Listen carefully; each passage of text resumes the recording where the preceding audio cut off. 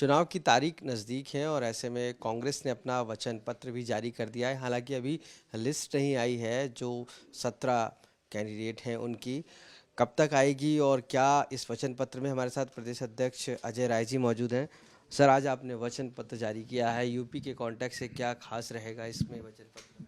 नहीं, देखिए, जो ये राहुल जी की यात्रा चली है, भारत जोड़ो न्याय यात्रा, इसके तहत वो लगातार जो उन्होंने जो उनकी गारंटीज़ हैं, उस गारंटीज़ पे उन्होंने बोला है महिलाओं के लिए, नौजवानों के लिए, किसानों के लिए, आदिवासियों के लिए, ये जो चीज़ें उन्होंने कही उस चीज़ को आज हम लोगों ने आज यहाँ पे आप सबके सामने जारी किया है। उसमें नौजवानों को जो 30 लाख नौकरी खाली है केंद्र सरकार में, उसको हम आते ही भरेंगे। महिलाओं को 1 लाख रुपए हम देंगे महालक्ष्मी योजना के तहत। किसानों को एमएसपी और स्वामीनाथन रिपोर्ट हम लागू करेंगे, एमएसपी की गारंटी उनको देंगे। आदिवासियों के लिए जो उन्होंने वादा किया है, उनकी ज़मीन, वन, वो सब उनके लिए हम करेंगे।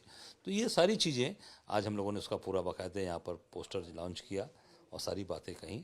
और निश्चित तौर से जो हम कहते हैं वो करते हैं। जो राहुल जी ने कहा है, कांग्रेस पार्टी ने कहा है, मल्लिकार्जुन खड़गे साहब ने कहा है, उसको हम लागू करेंगे। सर, अभी तक चुनाव की तारीखें अब ऐलान होने को हैं, लिस्ट नहीं आई है कांग्रेस की, कब तक जारी होगी और क्या इसमें देरी हो रही है वजह? नहीं, कोई ऐसा नहीं, हम अपनी तैयारी कर रहे हैं और बहुत जल्द लिस्ट जारी हो जाएगी, आपके सामने आ जाएगी। सर, सवाल राहुल गांधी और प्रियंका गांधी को लेकर भी है कि अमेठी रायबरेली में कौन लड़ेगा। कार्यकर्ता भी वहां के बात कह रहे हैं, मैसेज लगातार जा रहा है। तो क्या मैसेज है अभी तक वहां दोनों सीटों के लिए? देखिए, ऐसा है, अभी कुछ दिन पहले प्रदेश इलेक्शन कमेटी की मीटिंग हुई थी, उसमें 17 सीट पे चर्चा हुई और दोनों सीट, अमेठी और रायबरेली, दोनों सीट के लिए सर्वसम्मति से प्रस्ताव यहाँ से पास होकर गया है कि गांधी परिवार के लोगों को, वहाँ की जनता और वहाँ के जो कार्यकर्ता है, गांव-गांव की आवाज़ है कि वो गांधी परिवार के लोग वहाँ से लड़ें। ये प्रस्ताव यहाँ से पारित होकर गया है। सर, आप भी बनारस से लड़े थे पिछली बार, आप इस बार भी बनारस से लड़ेंगे? और पार्टी का जो आदेश हुआ था उसको मैंने माना। पार्टी का जो आदेश है, आज प्रदेश अध्यक्ष के तौर पे पार्टी ने मुझे यहाँ बैठाया है, मैं पार्टी को धन्यवाद देना चाहता हूँ। पार्टी का जो आदेश होगा, बनारस पार्टी कहेगी लड़ने के लिए, उससे भी पीछे न था न रहूँगा। और जो भी आगे पार्टी का जो जैसा भी निर्देश आदेश होगा, निश्चित तौर से उसका हम पालन करेंगे, उस पर खड़े रहेंगे। चुनाव आयोग कल प्रेस कॉन्फ्रेंस कर सकता है और ऐलान कर सकता है, क्या मानते हैं आप? निश्चित तौर से इस तारीख का सबको इंतज़ार था कि जल्द से जल्द चीज़ें आवें और सब लोग पूरी ताकत के साथ कांग्रेस पार्टी इंडिया गठबंधन कूदेगा, लड़ रहा है। ये प्रेस कॉन्फ्रेंस भी होने वाली है। हाँ, नहीं, राहुल जी की तो प्रेस कॉन्फ्रेंस नहीं, राहुल जी की तो पूरी यात्रा का समापन 17 तारीख को बॉम्बे के अंदर होना है, महाराष्ट्र में। ये पहले से तय था कि जो मणिपुर से यात्रा शुरू हुई महाराष्ट्र में समाप्त होगी। अब ये जल्दबाजी में निर्णय, कल प्रेस कॉन्फ्रेंस हो रही है आयोग की, इससे साबित होता है कि ये सरकार, ये कितने लोग घबराए हैं और कितनी सारी चीज़ें कितनी फिक्सिंग हैं कि परसों राहुल जी समापन करेंगे, तमाम देश, पूरे देश को संबोधित करेंगे, वहाँ से जनता को संबोधित करेंगे, तमाम देश के हित की बात वहाँ से करेंगे। तो उसके पहले ही चुनाव आयोग अनाउंस करके आचार संहिता लागू करेगा। कहीं ना कहीं उन चीज़ों को व्यवधान डालने का पूरा प्रयास किया जा रहा है।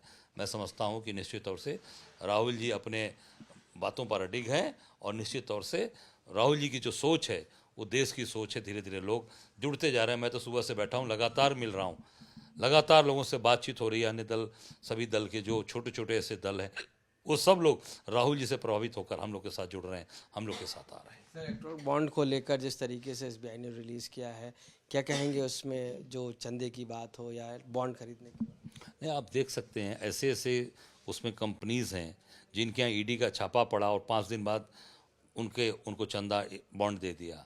एक ऐसी कंपनी आई जो 130 करोड़ की कंपनी है, वो उसने 410 करोड़ रुपए इलेक्ट्रल बॉन्ड दे दिया। 100, उसकी कुल हैसियत 130 करोड़ की है और वो 400 करोड़ से ऊपर चंदा दे रही है। ऐसी कंपनीज हैं। पाकिस्तान की कंपनी से भी चंदा लिए गए हैं। सोच सकते हैं आप, जिस पाकिस्तान की बात करते हैं उस कंपनी से भी चंदा लिया है। तो ये मैं माननीय सर्वोच्च न्यायालय को धन्यवाद देना चाहूँगा। इस देश के का आम नागरिक धन्यवाद दे रहा है कि कम से कम चीज़ें सामने आ रही है। और अभी भी स्टेट बैंक ने जो उनको जानकारी दी है, माननीय सर्वोच्च न्यायालय को, वो भी अधूरी जानकारी दिया है, अधूरे डॉक्यूमेंट सौंपे हैं। उसके लिए भी आज माननीय उच्चतम न्यायालय ने आज उनको कायदे से जो है उनको आज कटघरे में खड़ा किया है। सर, ये समाजवादी पार्टी के साथ आपकी साझा रैली कब से होंगी शुरू और किस तरीके से आप लोग मंच साझा करेंगे? क्योंकि अभी तक जो थीम दिखनी चाहिए वो दिख नहीं रही है जैसे होना चाहिए अलायंस को लेकर। नहीं, पूरी ताकत के साथ अभी हमारी पिछले दिनों मीटिंग हुई, कोऑर्डिनेशन की मीटिंग हुई, हम लगातार उस पर बात कर रहे हैं, लगातार चीज़ें चल रही। बहुत जल्द आपको सारी चीज़ें पता चल जाएंगी और पूरा कोऑर्डिनेशन के साथ हम उतर रहे हैं। नमस्कार। तो अजय राय जी, साफ तौर से मानना है कि इस लोकसभा की पूरी तैयारी है और उसको लेकर कांग्रेस पार्टी अपने अलायंस के साथ में इस मजबूती से लड़ेगी और उत्तर प्रदेश सहित पूरे देश पे कांग्रेस का ही परचम लहराएगा। लखनऊ से कैमरा पर्सन संजय सिंह के साथ आशीष श्रीवास्तव, आज